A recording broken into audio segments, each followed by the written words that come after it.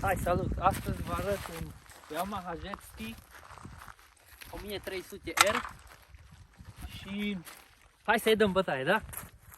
E foarte frig afară, după cum se vede, sunt vreo 300 grade. Da.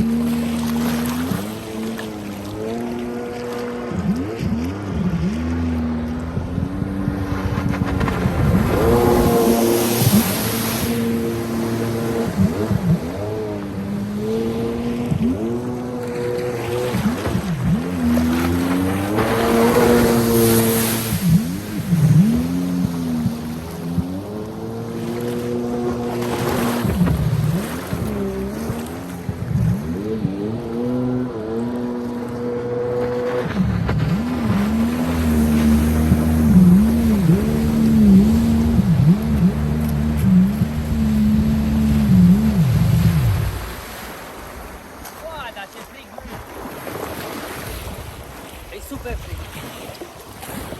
Bun. Nu uitați să vă lăsați părerea în comentarii.